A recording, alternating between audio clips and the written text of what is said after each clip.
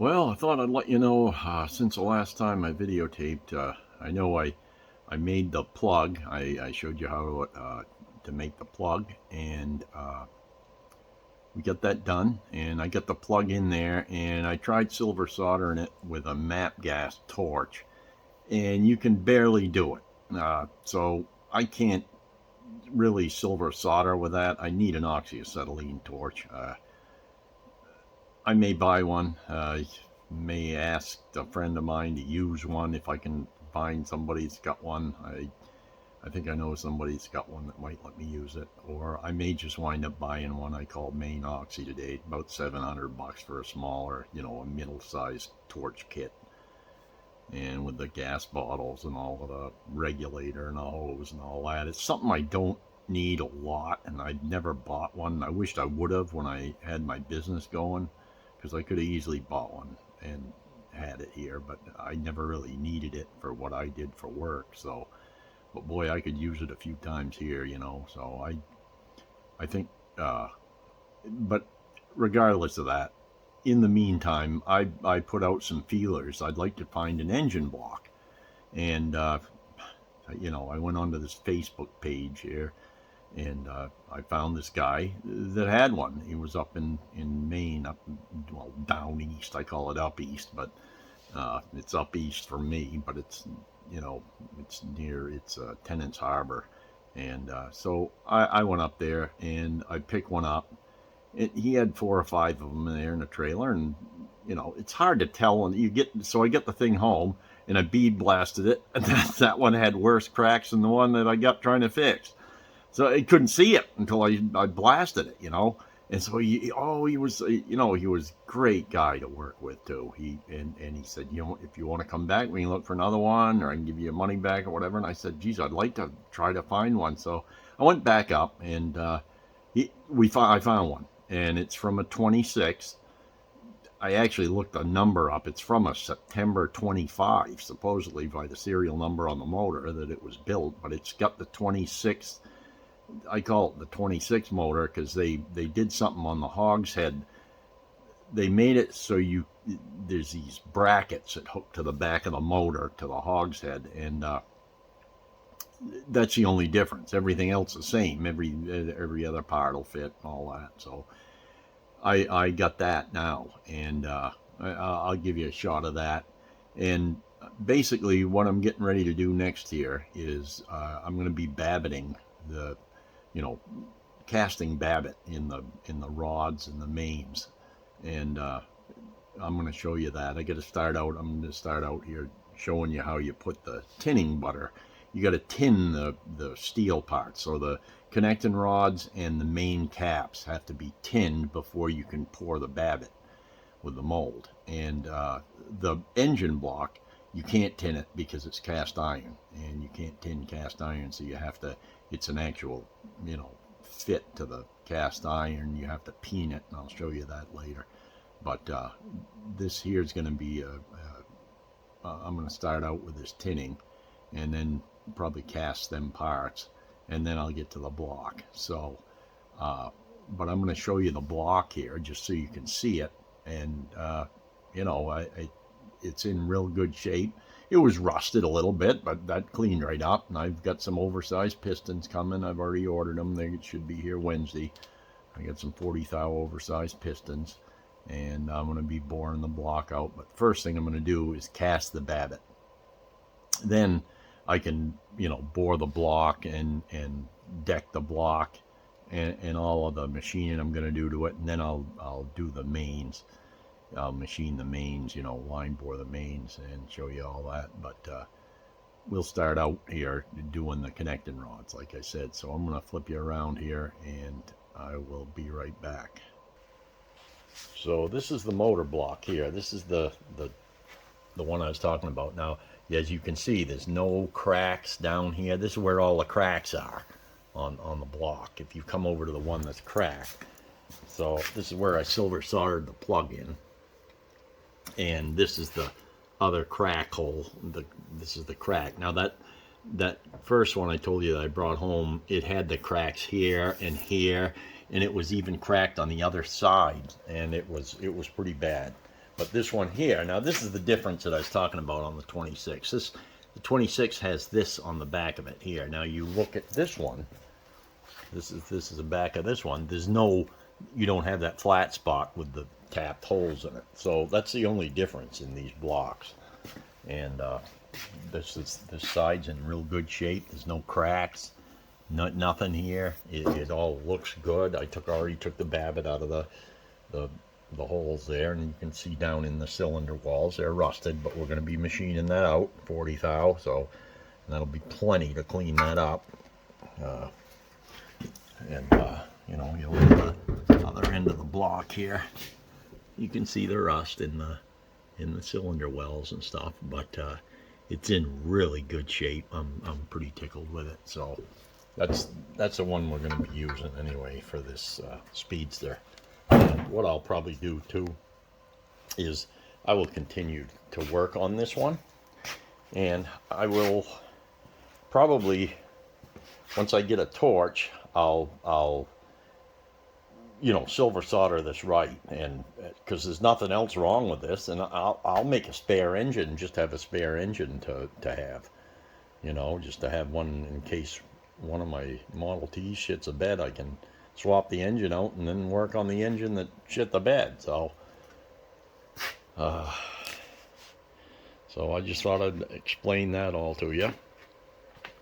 And so the next thing will be to get babbitting here, and this is the little fixture. These hold the, well, you got to heat them up, and so you put the cap in that.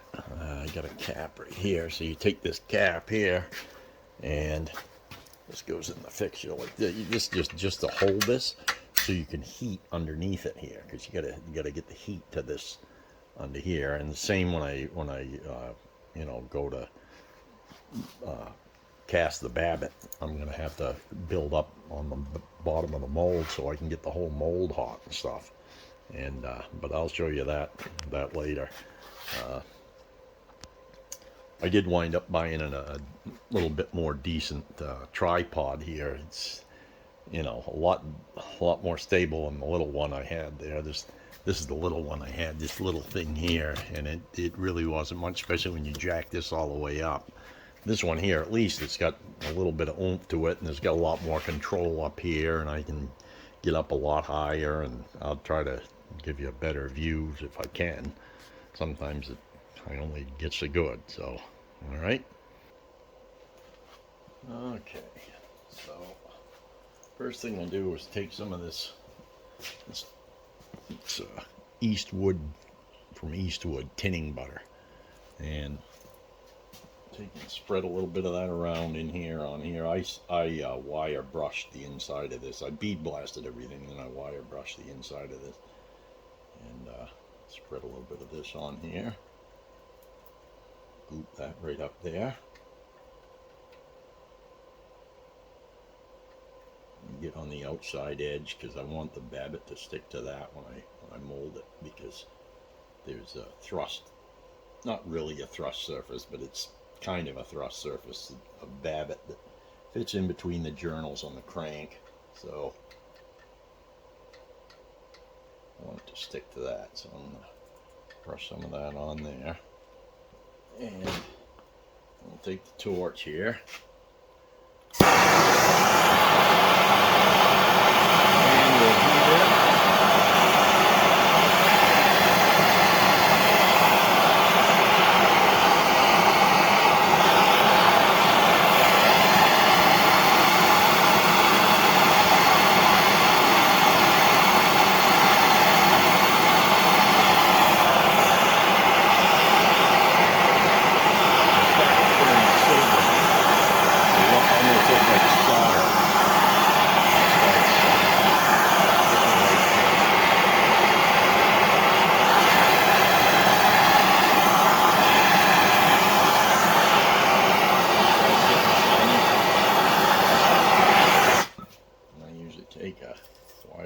Here, just brush that up like that, brush around the one I want that to stick to on the edges, brush that up there,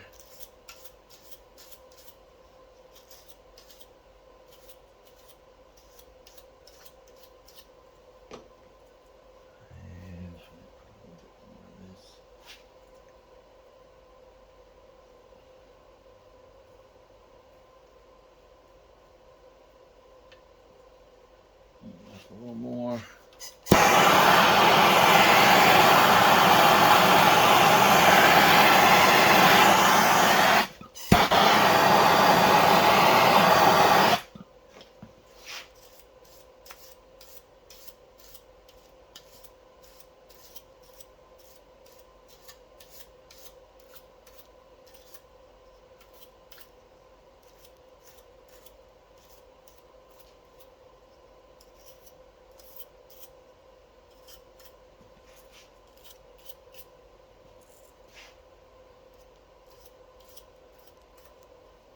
There.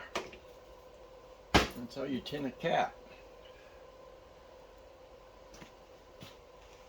See, it looks kind of like somebody put solder in the bottom of that. That's what you want, and that'll make a chemical bond with the Babbitt to that steel. I've got my exhaust fan on. I got right above here. I've got this pulling a draft, so that's sucking those fumes out of the house. So, because they're probably not really good for you to breathe.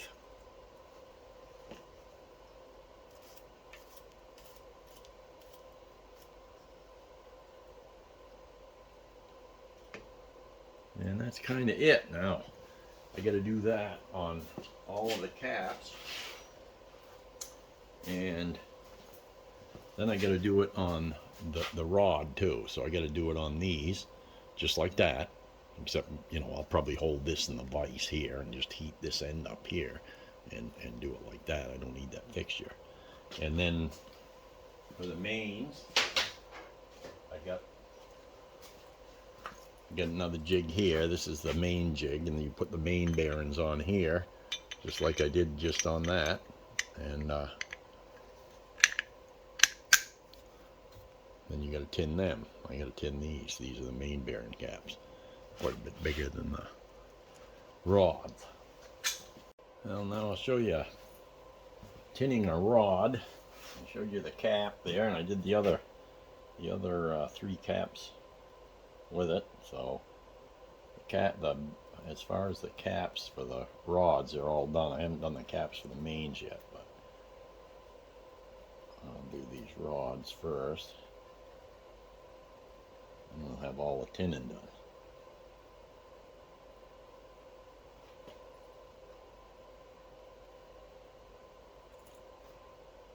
Right.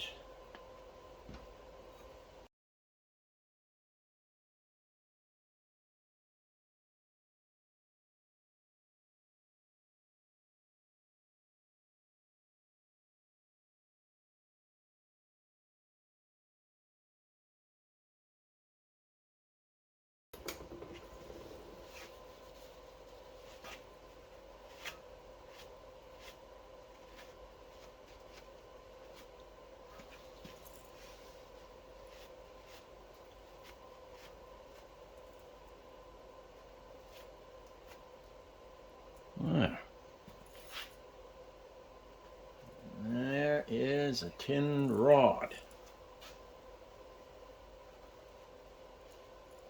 Let's see, I got my welding glove right here.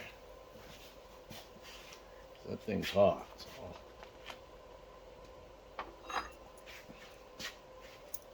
That's it. Tin rod.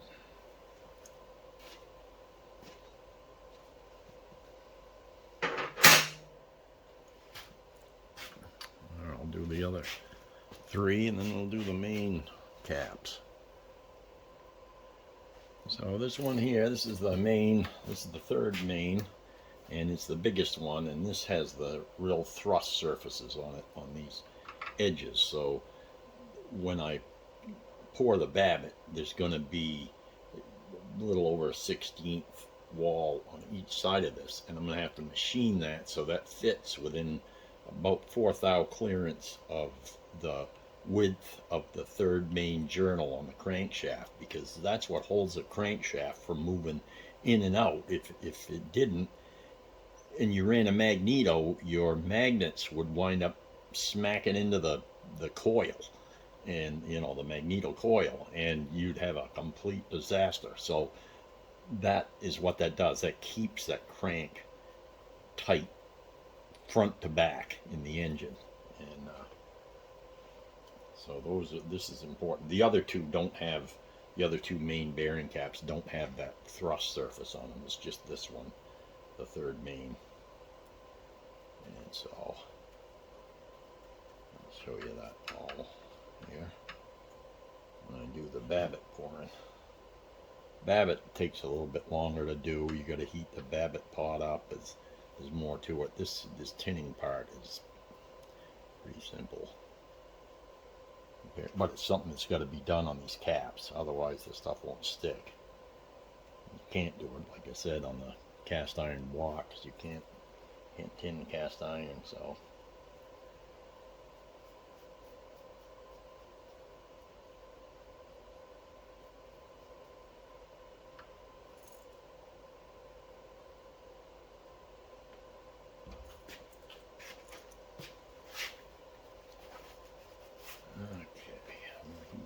Up.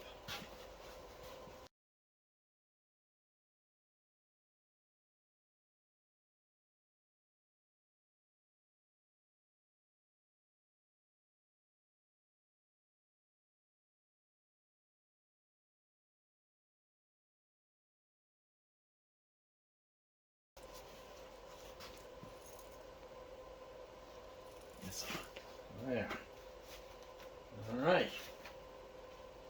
I'll do the other two mains and we'll be done with the tinning process.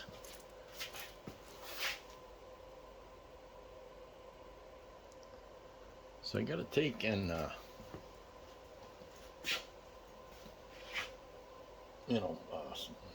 put tinning butter on this fourth main here, the one that goes in the end of the transmission and supports the transmission, because it's also steel, so that needs to be tinned as well. So I'm going to tin this,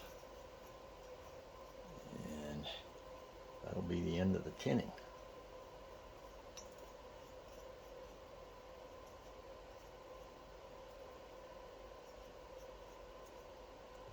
Let's see what we get here.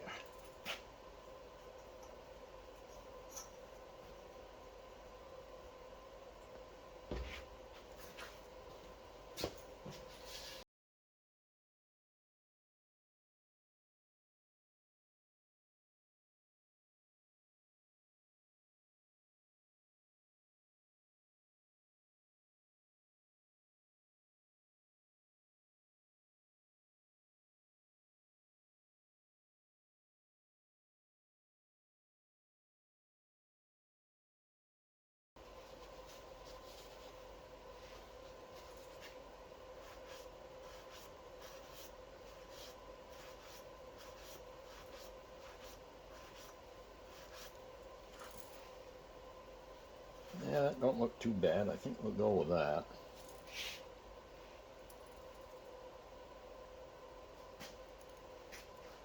All right. So there we go. These parts are all tinned. So I got all the caps are tinned. Rods are all tinned. The mains are all tinned. The mains too, the smaller mains are all tinned. So everything's tinned that needs to be tinned. I gotta clean them all off there with some carburetor cleaner and stuff, and then it'll be time to assemble a mold, and you gotta mold each one individually.